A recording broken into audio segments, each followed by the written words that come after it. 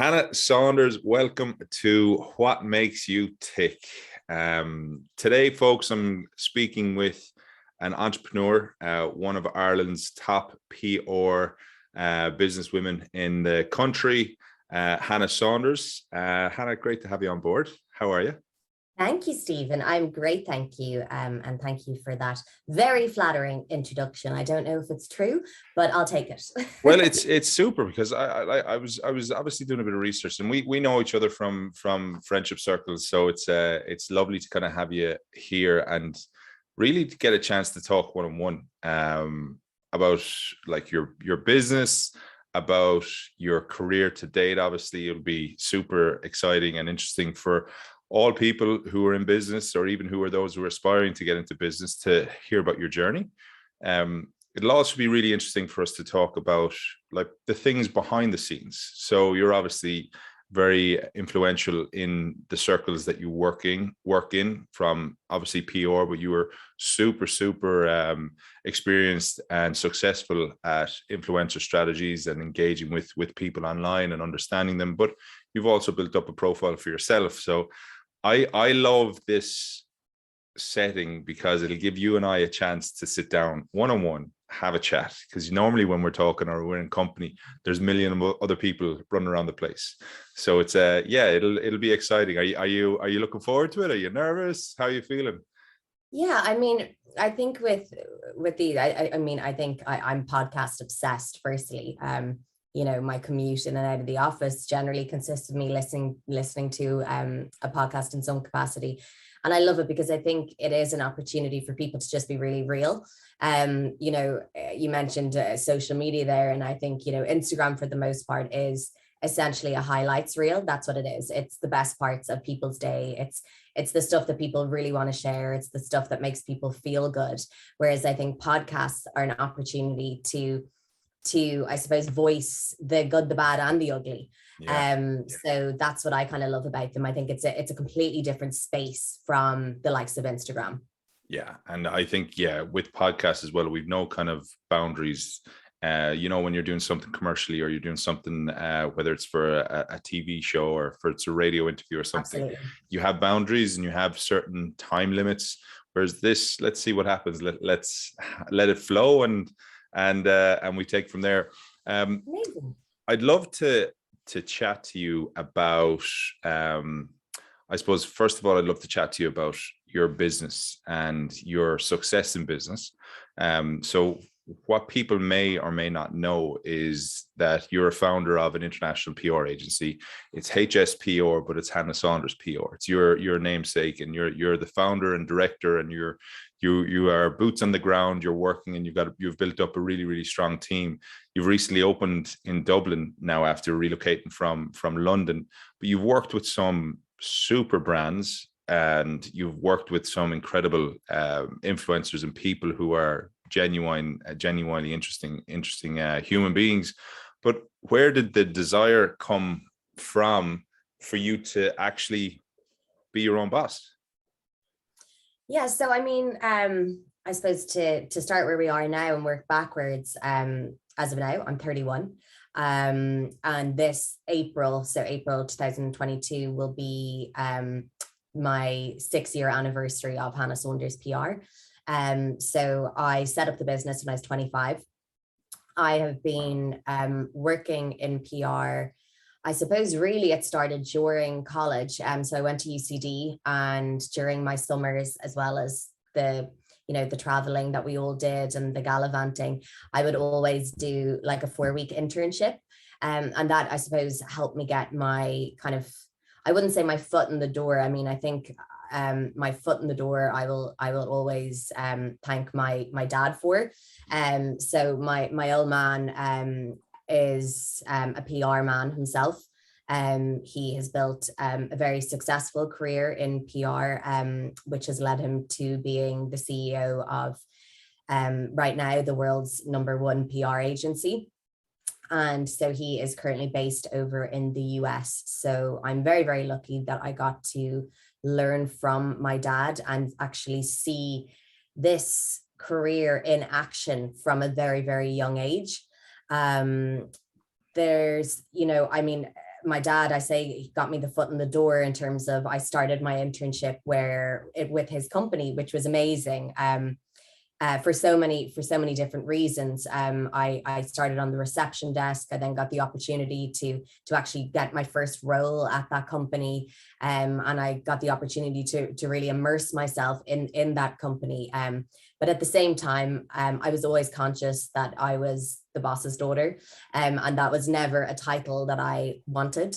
And you know me now, Stephen, like I'm definitely somebody who knows what they want. And I was always conscious of making my own name in this industry. And so I got incredible experience there. But then I decided, you know what, I need to now flee the nest and go and, I suppose, carve my own path in PR with this career of PR.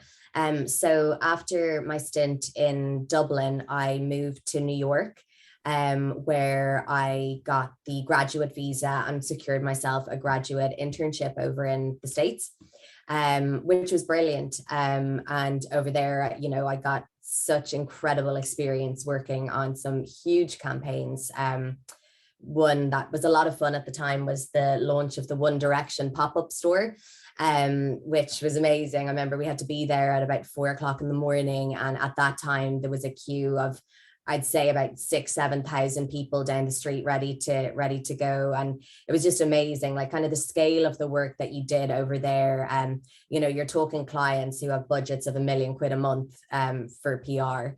So it was just unbelievable learning. But in New York and the States being the States, it ain't easy to stay there.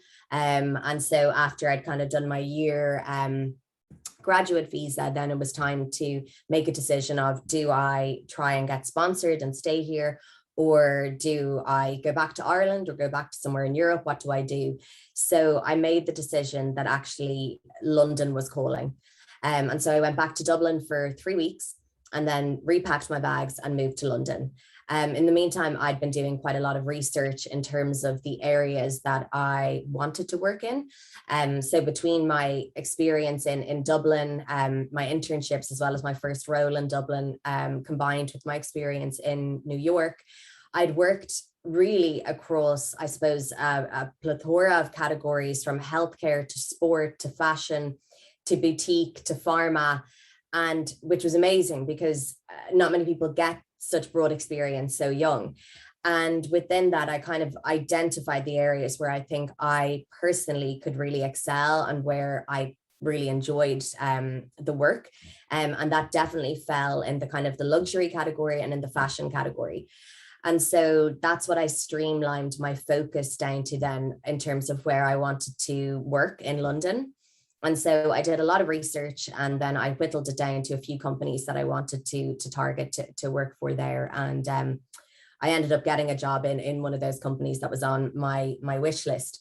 And that's, I think, really where the PR that I do today and I suppose that the business that I am today, that's where that particular journey really began for me, because with that company and moving to London, nobody knew my name. Nobody knew my dad's name. I was very much just a girl applying for a job and interviewing as any candidate would. So I always put that down to sort of my proudest moment, because I knew I had a flair for this industry, but I could never stop and help but think that, you know, oh, do I have this because of him, you know? Yeah. Whereas now I was absolutely out on my own, just, you know, doing my own thing. What was that feeling like? Because as you said, listen, Ireland is so small, and you sneeze, everyone knows you've a cold, right? But the fact that you did head especially abroad. Now. Yeah, exactly. Especially now. But like the fact that you did go abroad and work in New York to get a good foundation, and that you got this job on your off your own bat. What was that feeling like? And like, what would you say to, I suppose, people who are maybe looking to figure out what their role is or what their industry is? Like, how can you potentially relate or show some sort of relation to them starting off? I think it all kind of I think the focus on that is really doubt. It's like, don't doubt yourself. If in your head there's something that you're thinking about, just go and do it. Just, do your research and go for these interviews, because the thing is, the worst thing that can happen is you don't get the interview, you don't get the job. But the experience that you get from these interviews and from applying and just really going for it is just amazing. Like there's no negatives that come from it. It's all sort of building blocks. And I think, yeah, as I said, it's just about not doubting yourself. If there's something you really want, you have to go after it and you have to chase that. Opportunities don't always fall onto your lap. They just don't. Some people say success is the combination of luck and hard work, but not everyone gets the luck part. We can all do the hard work part, but not everyone gets the luck part. And so I think that, when I went there, and there's so many of these agencies that, you need to have 3 to 4 years experience, you need UK experience. And, sometimes I think you need to don't focus too closely on the every single bullet point of a job spec, because, any employer will tell you that if someone comes into the room and they shine a bright light and you see something in them, you're going to quickly forget all the little points that you had on your sheet of paper in front of you. I mean, obviously there's certain careers that doesn't apply to, medicine and so on. You have to tick those various boxes. But a career like PR, if you can really show that you've a flair for it, because you do need to have a certain, I think, personality. I think you need to have a certain energy about yourself. And I think you need to seriously have a backbone if you want to get on well in this industry. So I think if you can see that from someone, and if you can see that someone's going to be a grafter, then, that for me as an employer, that would be way more important than me seeing on a piece of paper of where this guy or girl had done their masters. So I was quite brave in that sense. I ignored the fact that I didn't have a couple of years experience in the UK. I actually applied for a position that was way more senior than what I was. And when I first met with the person that I interviewed with there, there was like 4 rounds of interviews. I said to them, look, I know I'm not a senior account manager, but I wanted to meet you and I wanted to get in the room with you and show you that, you need to hire me. And so I got a job. It wasn't that level, but they essentially created a role for me, which, I would always say to people, just, go for it. It shows, by going for that interview, then you created that opportunity. And since then, it's kind of, you've built that momentum of where you are today. What was it like in the UK working over there? Because you were there for a number of years, right? Yeah, I was there for 8.5 years. And you know what? It was just incredible. And for me, I felt so much more at home there than I did in New York. For someone whose biggest idol in life is Carrie from Sex and the City, I really did think that the second I would get off the plane in New York, that I would feel like I'm in Sex and the City. And, I don't think I had my Sex and the City moment when I was in New York. I think it was, as I said, it was an amazing experience to work with such a huge international team with these major budgets and everything. But I just don't think it was me. I don't think I adore New York. It's an incredible city. I hope to visit for the rest of my life. But London, I just felt I fit in. I loved it. I love the energy of it. It's fast paced without being overly competitive. I think the Irish in London are an incredible bunch of people. Any of the kind of Irish that I came across over there were all seriously excelling in whatever field they were in. And I just think it's an amazing place. When I got my job there, I think my title as such was celebrity PR. And that's because the term influencer marketing didn't even exist then. That was being carved essentially. So when I went in there, I think, at one point I was working across 17 brands, and I was the person that had to get celebrities for every single one of these brands. So whether it was a burger, like a really famous burger brand that we worked with, a gym, $1 million jewelry brand, there was various fashion brands, beauty brands, everything in between. I was the person for all of those brands that I had to get them associated with cool people, essentially. So that's where I suppose my expertise in the influencer marketing category born, really yeah. was born. And it was amazing. Like my time in London, when I think back on the people that I got to work with and the campaigns that I got to work on, and I do laugh because in my interview when I had to kind of put into practice, they gave me sort of a mock campaign, and they were saying like, who would you suggest to be the person that we work with for this campaign? And I remember being like, Ronan Keating. Like, honestly, like when I think back to, and by the way, I love Ronan Keating, but when I think back, like I'm sitting in a room, the King's Road in London, and I'm there talking about Ronan Keating. Like I was as Irish as they came, Yeah. I didn't have, like, I barely watched Made in Chelsea. Like I wasn't walking in there.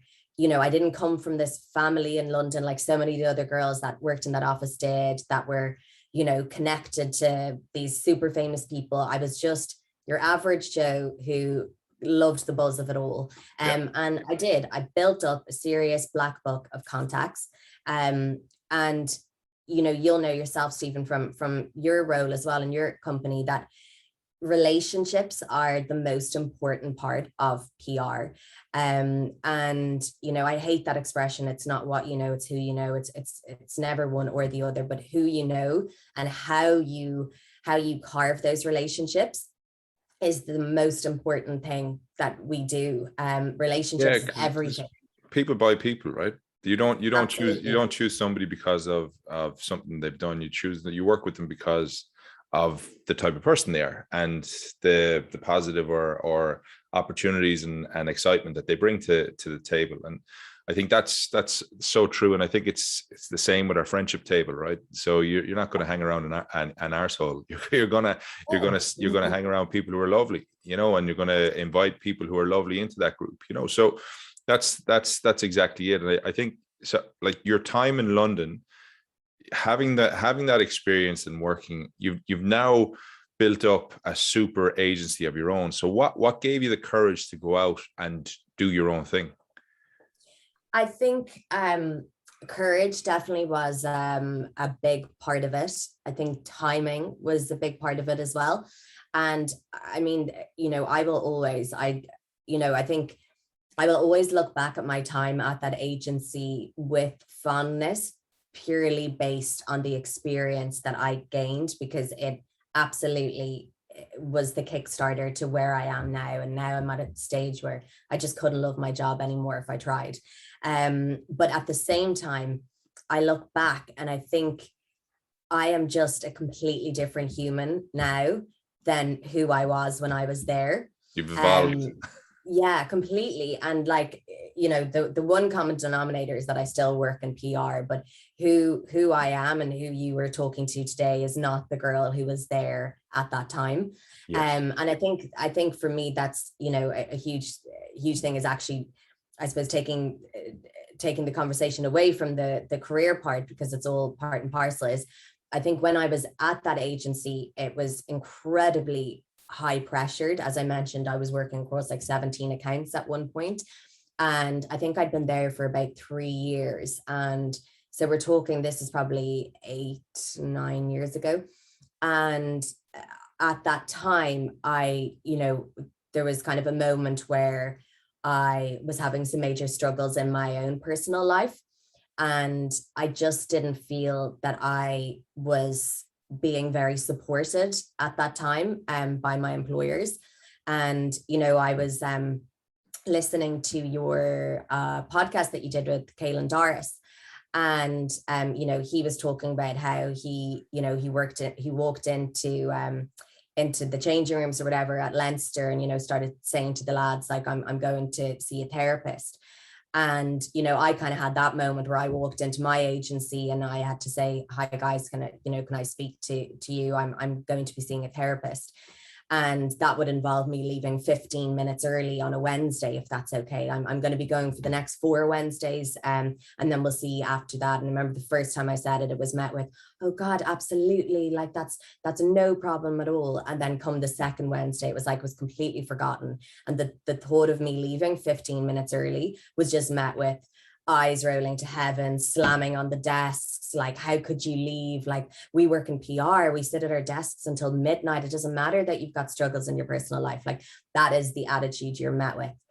And so whilst I was dealing with so much in my own personal life and having to leave 15 minutes early, even though I would have come in early to go to this, I remember just thinking, I remember speaking to my therapist and saying to her, look, I'm not the kind of person who's going to put my dreams and my ambitions on hold because I'm having a tough time in my personal life. I need to find a way where I can look after myself, but not put life on hold. And I remember talking to her and she was like, well, could you take some time out? Could you go freelance?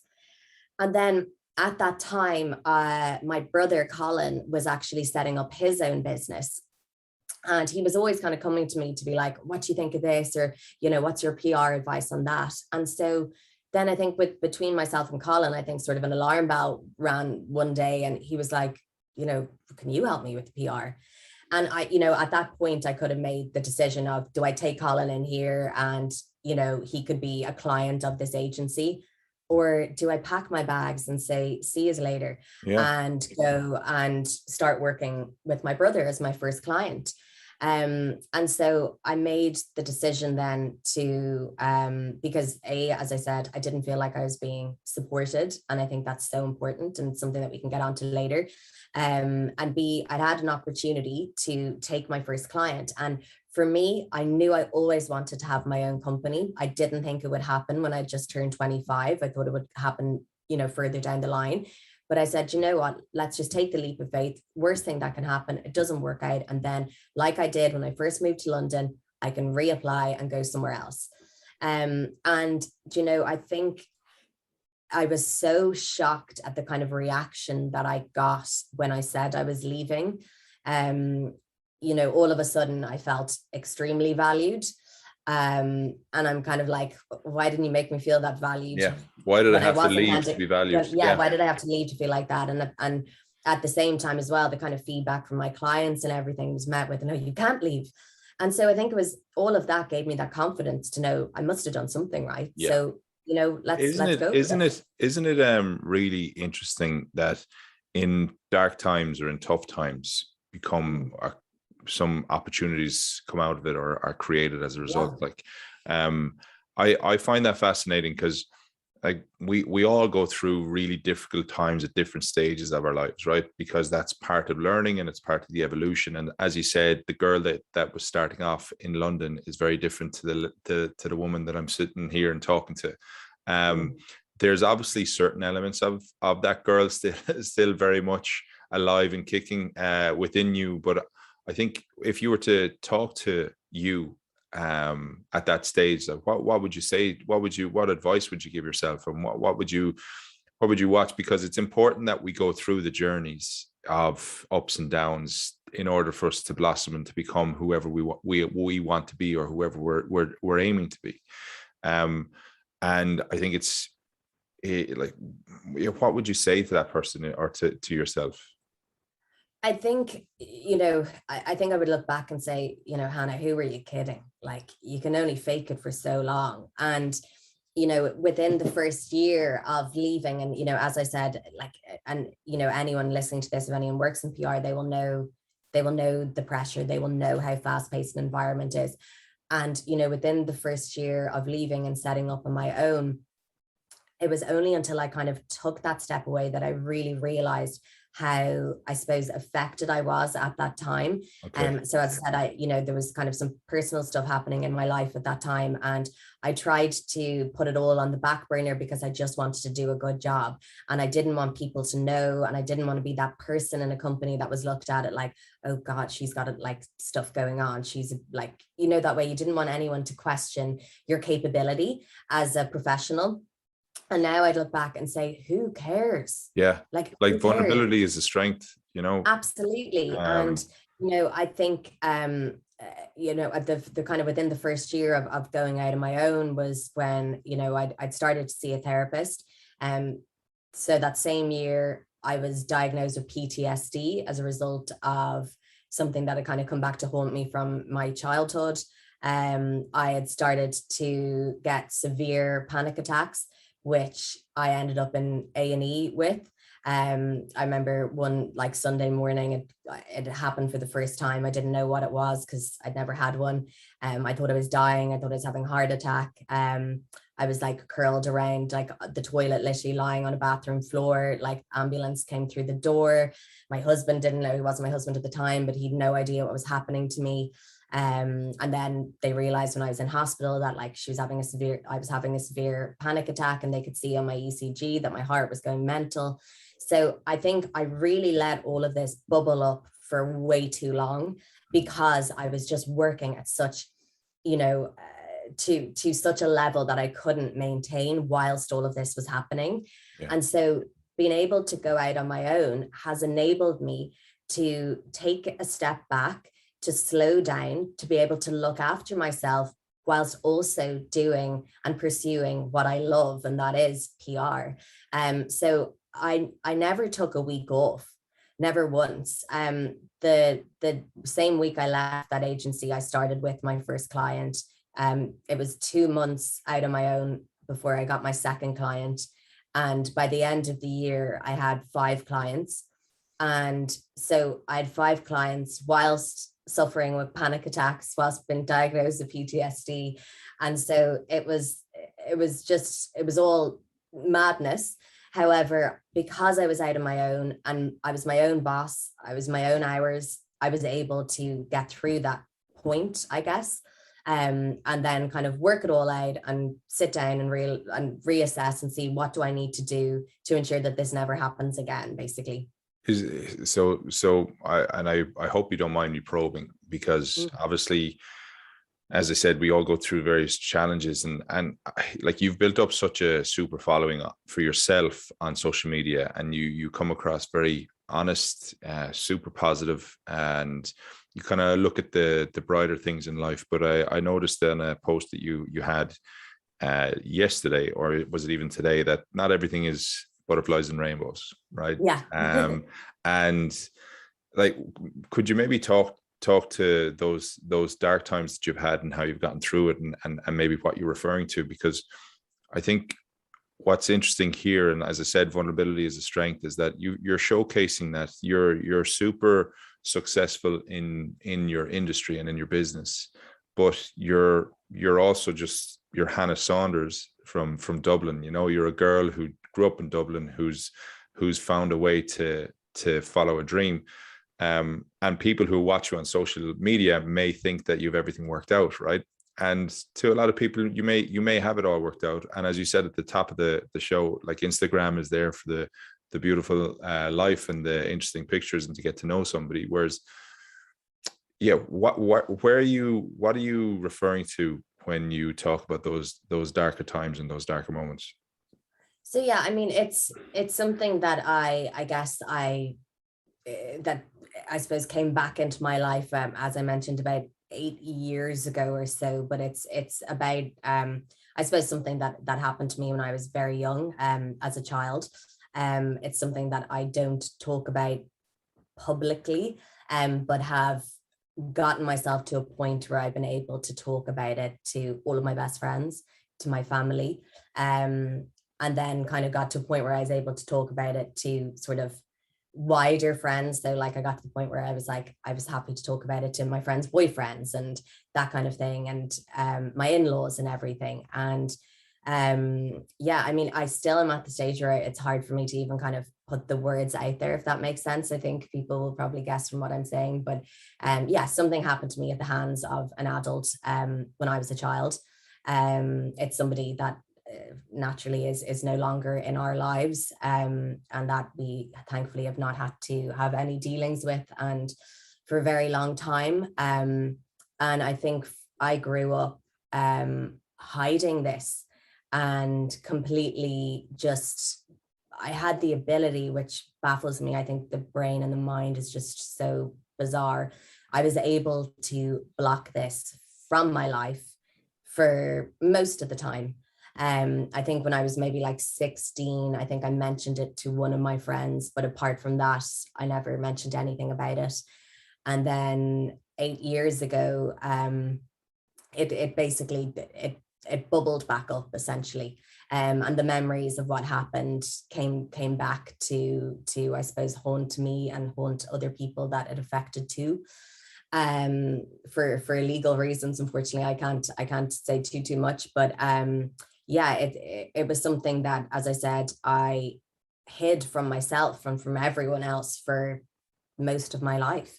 And then I think because of social media and because of the world that we live in today, where people all of a sudden are not scared to tell their stories, I kind of was like listening to other people tell their stories. And then I think, only 2 years ago, then there was the Me Too movement and everything like this. And, I think there'd been a huge shift in people being able to, kind of process these kind of things that have happened to you or have happened to people. And unfortunately, I was one of those people that it happened to. And, as I said, I have the most incredible circle of friends who have been my like sisterhood of therapists. I have the most incredible family who, were deeply horrified and upset by what they found out, but have been incredibly supportive of my journey since they've known about this. As I mentioned, I've been to therapy, which, has been a huge help as well. And now, in terms of where I'm at in 2022, this is when, and I guess, Stephen, like you're the first person that I've like publicly ever even mentioned this to. And that's because I'm getting to a point where I am ready to properly, I guess, tell my story, and not to benefit myself. I'm actually in a really great place. I am doing just fine about it all. I'm one of the lucky ones because I have channeled these challenges and these god awful things that happened to better myself and to say, do you know what? This could have absolutely knocked me. I could be in a mental home right now, but I'm not. I'm actually going out there and I'm smashing my career, and I'm going to build on that career. So I want to be a voice for people, to help others, to help other people tell their story, and to ensure that people don't go through life feeling like they have to hide something just because it happened to them when they were very young. And it's really, it's so hard for people to come forward and to speak out when things might have happened so long ago, but you're still alive and it's still your story and it's still your life and it's still your body. So that's why I really do feel that I will have the opportunity to help people, and hopefully very soon. You know what? Hats off to you, Hannah, for even just for sharing that insight into a world that probably nobody knows outside of your super close friends and those people you trust, right? And obviously your family, but to the public where your domain is, and to the people that you kind of engage with on a regular basis. I'm sure this is shocking news for them to hear, but also reassuring in the fact that you are such a strong person, and as you said, you're smashing that career. You're right in saying that as a young person, you shouldn't have to go through, like absolutely shouldn't have to go through anything that you experienced. But what's the first step as a young person to take in order to start to try and heal? Because as you said, you went through a number of years before you kind of dealt with it in a way that you were able to manage it. But what advice would you give to a young person or any person if they're listening to this and wondering, how do I start? And you know what, Stephen, there will be people, because even the very few people that I've ever spoken to about this, I've been just so shocked by the response that I've gotten from people. And what I mean by that is I am not alone. And that's awful to say. And I wish I was alone and that I wasn't other people. But this has happened to many people, and many people like me just brushed it under the rug and move on. But I think 9 out of 10 times it does come back to haunt you. And if it hasn't yet, it might. And so to answer your question, here in Ireland, And it's mad. Like, as in, I went to an incredible school. I have an incredible family. As I said, I have an incredible group of friends. And I never, ever thought that I would be the girl sitting on the floor in my corridor in my apartment block in London calling a charity. And I was. That's the reality of it. And that charity that I called is a charity in Ireland called 1 in 4 No More. And they are a charity that do amazing work to help and guide victims of abuse. And I've been kind of having, apart from when I was someone who called them as a victim as such, I've now been in contact with them sort of in recent months because I said to them that I want to lend my voice, I want to lend my support, and I want to help them with any campaigns that they are working on, because sadly, with the pandemic and lockdowns and everything like that, their numbers have really, really risen, particularly with children. It's the same with the ISPCC and Childline in Ireland, because a lot of children, haven't been in schools and everything like that, where they might have had people sort of watching them that, keeping an eye on this kind of thing. So it's in a sense, it's a pandemic in itself.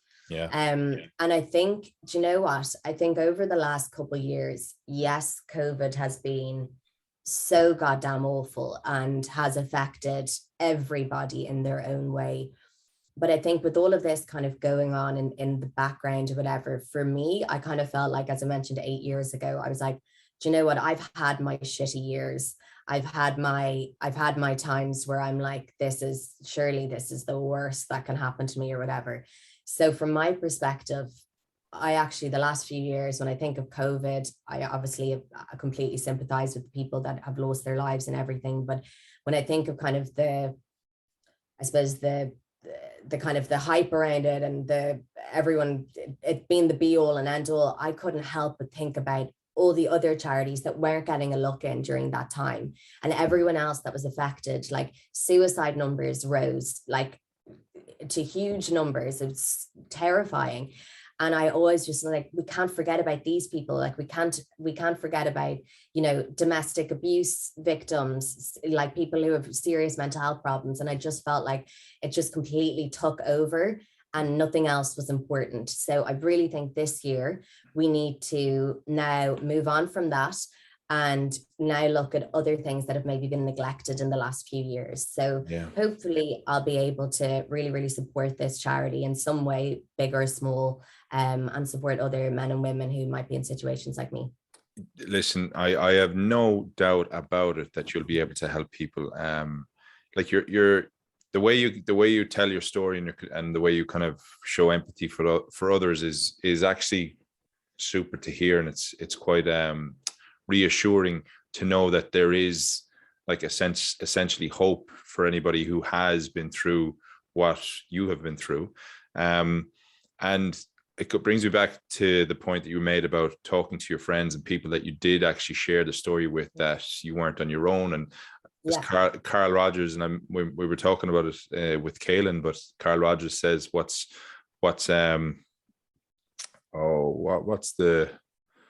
is the phrase that he says? Jesus, I had it at the top of my tongue there. I hate when that happens. What's personal is universal. Yeah, absolutely. So I remember I thought of that when I listened personal, to that episode. Yeah. So what's personal is universal. So if you find that you're going through something that's super tricky and super tough, you're not on your own. You might find that your mind is telling you you're on your own, but you're not. So it's important to share, and that's why therapy is so important for people who are struggling, or trying to figure things out. It kind of takes me to another point or another question that I'd love to hear your take on, is that I'm asking people about their affirmations and their values, or that have they any sayings that they live by. Do you have anything like that that you kind of stand by, or that you might kind of say to yourself on a regular basis? I mean, to be honest, I'm probably one of the least philosophical people you'll ever meet in your life. But no, I do have sayings. Interview over. Yeah, no, I am. I try. I think it's because I think when I go deep, that's when I go low, if that makes sense. Okay. And Okay. I just, I try to be very mindful. That's what I do. I think when I think too much about those kind of things, that's when I can go off into a whole other world that I try not to go into all too often. Why? I mean, pardon? Why? I think because I've been there and I feel like I've come out of that hole and I Yeah. don't need to go back Okay. into it. Yeah. Lovely. I mean, I think the one thing that I definitely will say is that, you know, you you work to live, you don't live to work. Mhm. And by that I mean, you know, it can't, like what I was saying in terms of going out on my own, was that I needed to find a balance whereby I was loving what I was doing, but I wasn't letting it completely take over and change who I am.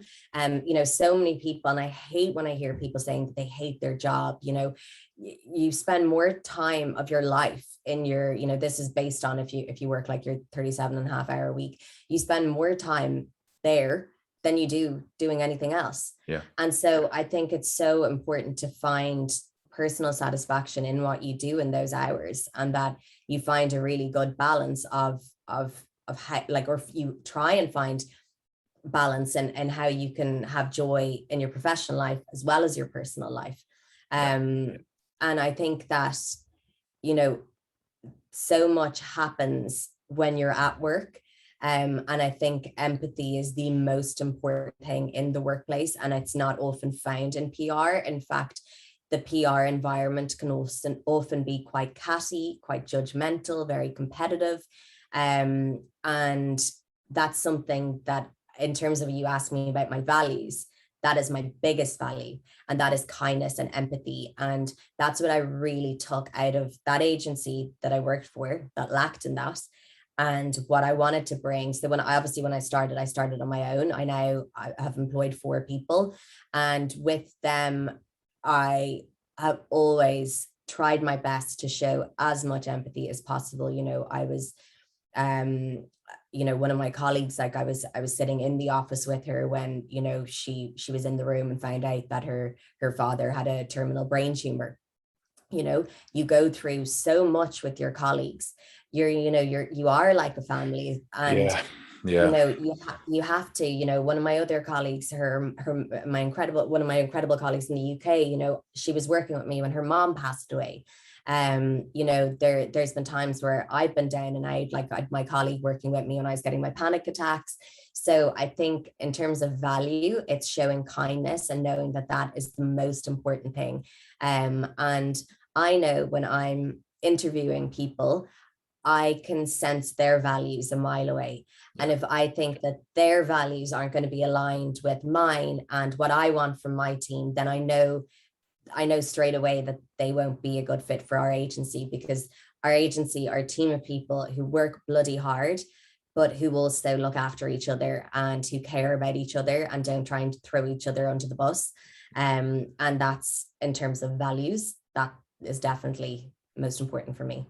Brilliant. Yeah. It's actually incredible environment to be in when people care, isn't it? And when people show Absolutely. empathy, and when Yeah.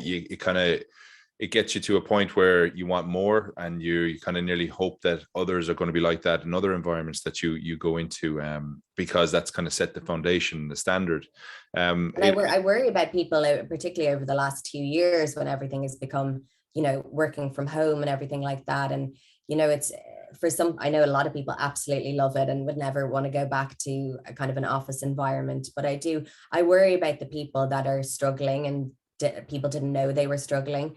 And now all they have is their a laptop screen in front of them, and, you know, they don't really have that same support system. You know, we can all say that all the Zooms are great and everything, but are they? You know, I don't think anything compares to personal interaction, and to actually to be able to, if you see your friend or your colleague in work looking a bit upset, to be able to walk over and say, let's go for a coffee, mate, like, let's go have a chat, let's take 5 minutes outside. I think, to my point earlier, in that I think 2022, we need to now really look at the other things that have been impacted over the last 2 years. And I think that, from an employment and from a business point of view, is definitely something that will need to be Yeah. really, really well minded.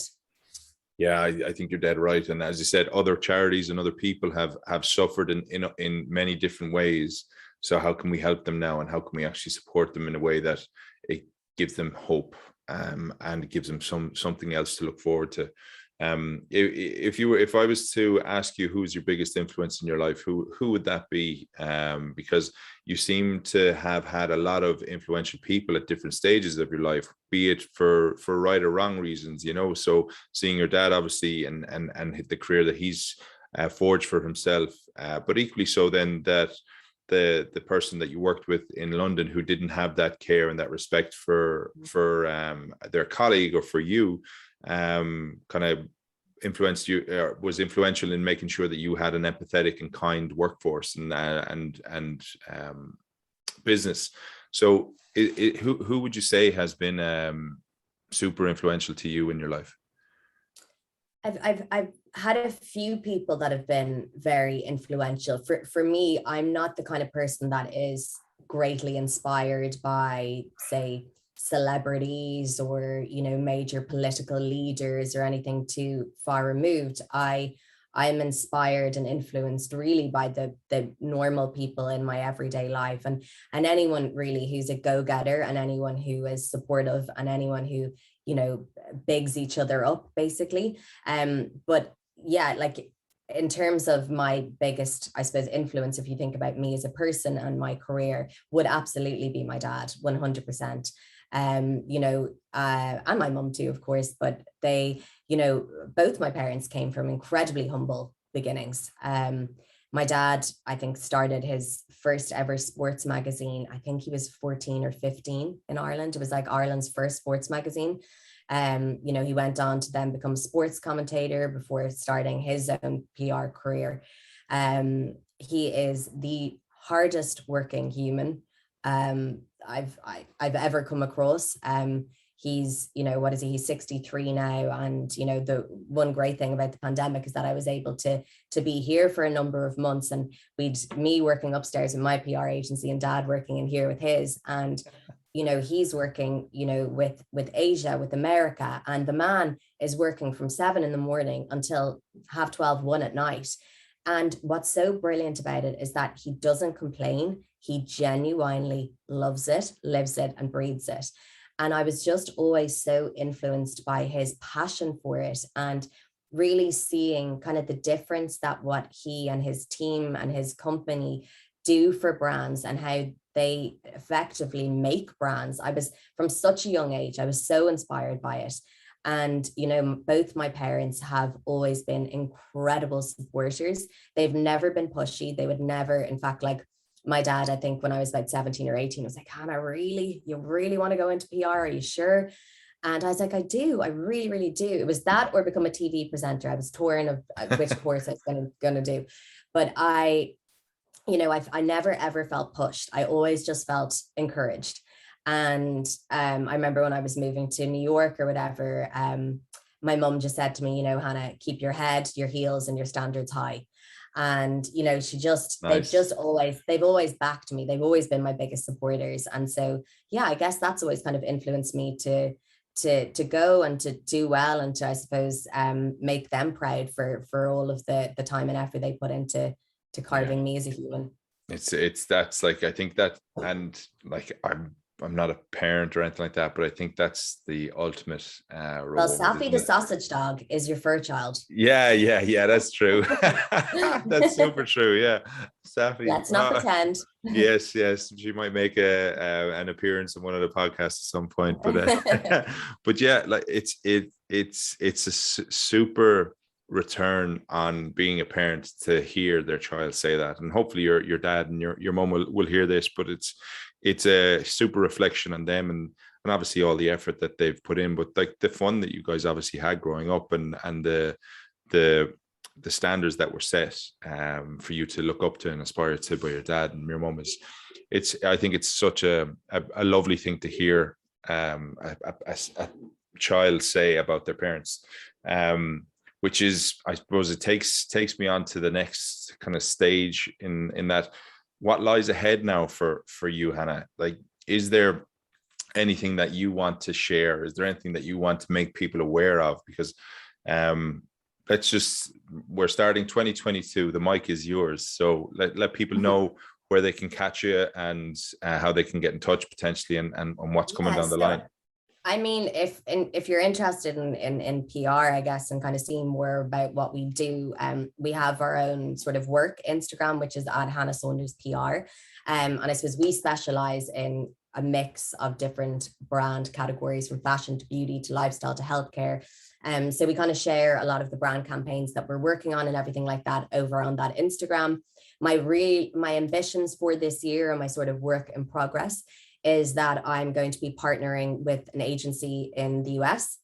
So we've team now in London, we've us here in Dublin, and my aim is to get this over the line with partnering with as I said, an agency in the States, whereby when we have, because we work, 90% of our clients are Irish, and they're incredible Irish brands that are absolutely smashing it here and are just so ready to, fly the wings and, launch into different markets. Unfortunately, I can't be in 5 places at once. So what I've done is I've identified an agency in America that I think are a similar style to us, and that I can then suggest them to my clients when they want to move to America. And then likewise, this agency can recommend us when they have clients that want to do more work in Europe, Ireland, UK, etc. So that'll be a big step for us, and that will hopefully happen this year. We've a number of amazing new brands coming to our agency in the next couple of months. I mean, we're only 2 weeks into 2022, and we've had 4 new brands join the agency. So I'm really feeling that this is the year where, the first few years in business, we just constantly have to pitch and go out and find all these brands. And now, kind of 5.5 years in, it takes time, but the brands are starting to come to us now, which is incredible. And that makes me feel incredibly proud. And right now we're a team of 4. Aim would be to get it to a team of 6 by the end of 2022. So these are all my ambitions. But I think more importantly, and outside of the PR world, is what I mentioned, is that I do feel that 2022 is going to be a year where I definitely get more involved with that charity that I mentioned, and use my spare time more to support people affected by, I suppose, the subject that we touched on in this podcast, and that I will hopefully be in a position to and be more confident to talk about it as this year progresses. Yeah, do you know what? Will you shout out the charity again that you were talking about? Yeah, so they are called 1 in 4 No More. And what is it that they do specifically? So they are a charity that support victims of essentially child sex abuse, basically. Okay. Well, listen, I'll put all the information in the show notes. And if people want to reach out to you, then it's at Hannah Saunders PR on Instagram. Hannah, I think, to be fair, your honesty today has been super inspiring for me, because it's not easy to talk about certain things in life to, number one, to friends, but then number 2 to on a public kind of platform now. I know we're not the biggest in the world, but we're slowly growing as well. We're getting there. But I think what you've shown is super courage, super honesty. I think a lot of people will actually empathize with you and your challenges, be it in on a professional life and also on a personal life. But you've shown true strength today. I'm super delighted to have you on the podcast. I'm so excited to hear. I'm so excited to hear how your 2022 goes, because there's a lot of spinning plates, but I'm sure with the team that you have and with the ambition that you have and the strategy that you've put in place, you'll actually absolutely knock it out of the park. But yeah, thanks so much for coming on board. Thank you for giving, I suppose, myself and your other guests and your future guests a platform to come on to speak about whatever topic it is that people want to speak about. And so wishing you all the very best of luck with this as well. Happy days, Hannah. Listen, thank you so much. And yeah, we'll wrap it up. Amazing. Thank you, Stephen.